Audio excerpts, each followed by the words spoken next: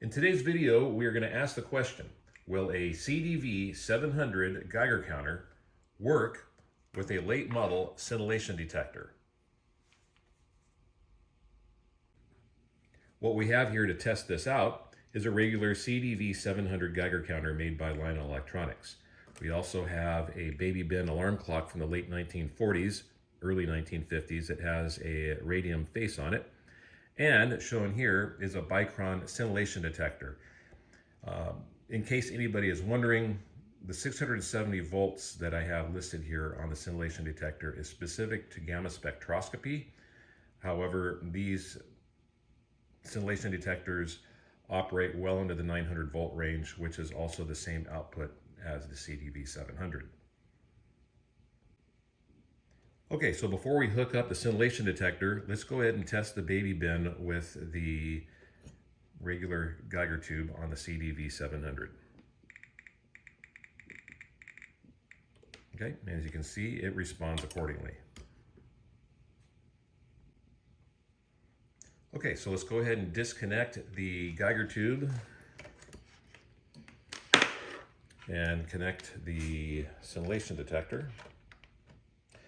Now, before I turn this on, the first thing you're going to notice is that it's going to have an extremely high count rate for normal background radiation. So let's go ahead and move the source out of here so you can just hear what normal background radiation sounds like, the clicks, utilizing a scintillation detector. That is because a scintillation detector is many times more sensitive than a standard Geiger tube system. And obviously, being more sensitive, it can pick up background radiation much more efficiently, resulting in a higher background click rate, if you want to use that term. Now, even though the scintillation detector is much more sensitive, obviously resulting in this higher background count, it does have one negative effect on the CDV-700, is it basically limits its usefulness to the times 100 scale. Because if you put it to the times 10 or even the times 1, it's going to automatically overrange the system. So I'll go ahead and show you. This is times 10.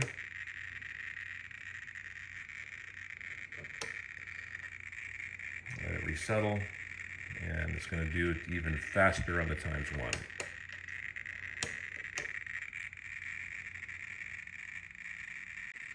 Okay, so we're back on the times 100 scale, and here in the shop, normal background radiation utilizing this type of scintillation detector is around 9,000, maybe 8,500 counts per minute, which is normal.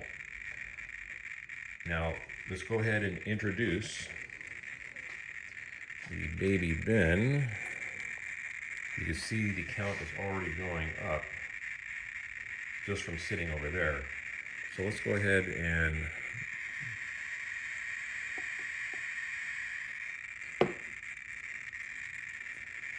so it maxes out pretty quick with the baby bin radium source.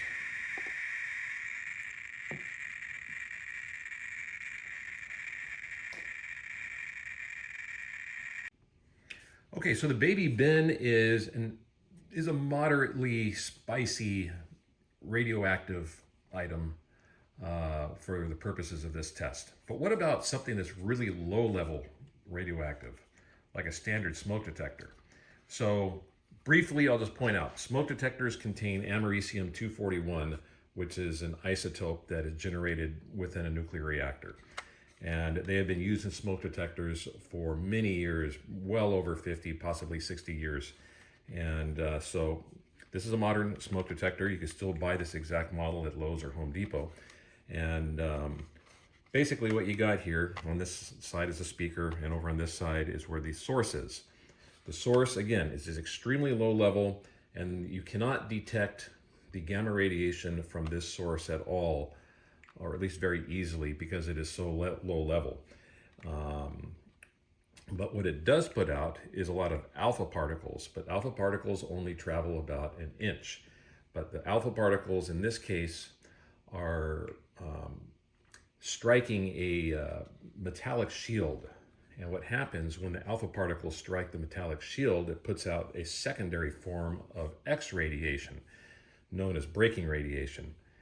And so that small amount of X-rays that are coming off of this usually emit about maybe 1 to 2 inches off the surface. So let's see if you can detect that very small amount of low energy X-ray using the CDV-700 with its stock probe. I've got it on the most sensitive scale ×1. So let's go ahead and see.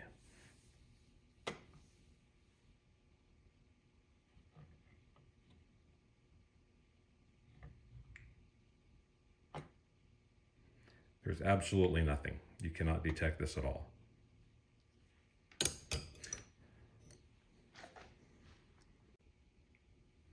All right, so let's go ahead and try the scintillation detector. I got it rehooked up, and let's go ahead and put it on the ×100 scale. Let it stabilize at its 8,000 or 9,000 or so background counts. All right, that's good enough. And let's go ahead and move this over to where the source would be. And there you can see it is detecting the X radiation coming off of the smoke detector.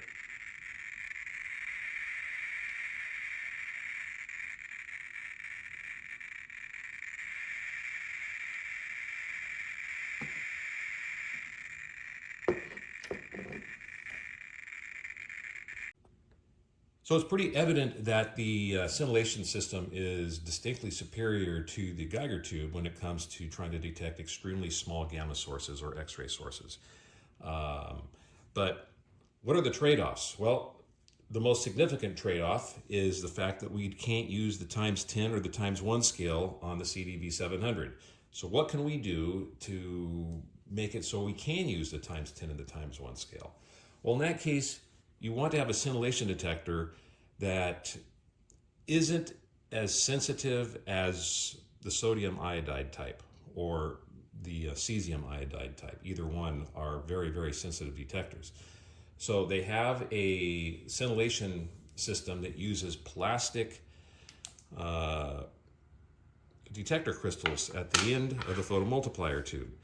And their efficiency is considerably less than that of a sodium iodide crystal, but significantly less than a sodium iodide crystal, but significantly more than a Geiger tube.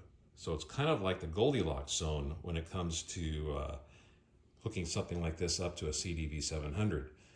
I don't have a scintillation detector currently arranged with a plastic scintillation crystal, but I can tell you that their efficiency is probably just perfect where you can use all 3 scales in the CDV-700 and still be able to detect very low levels of radiation that the Geiger tube is incapable of doing.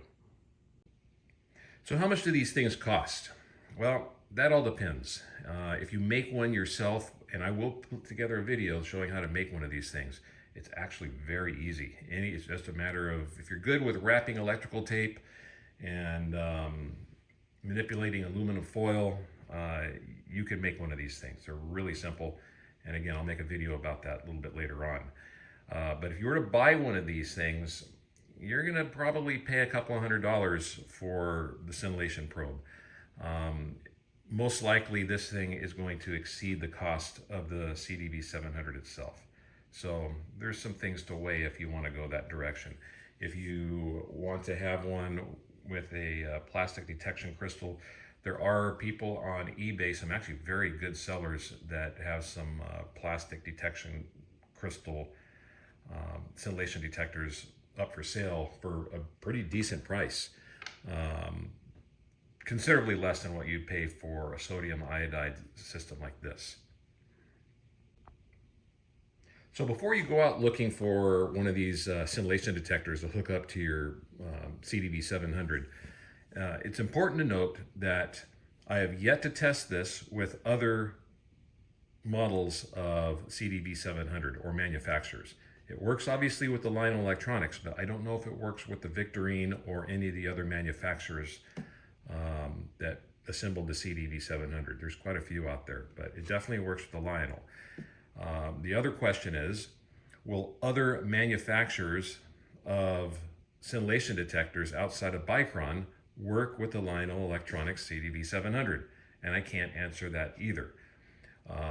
What I can say is I've tried this with the RCA 6199 photomultiplier tube scintillation detector, which is a very, very old one from the 1950s and 1960s, and it did not work.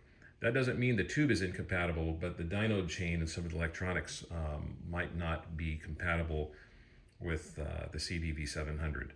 I'm still digging into that to see exactly why it didn't work, but this configuration does work.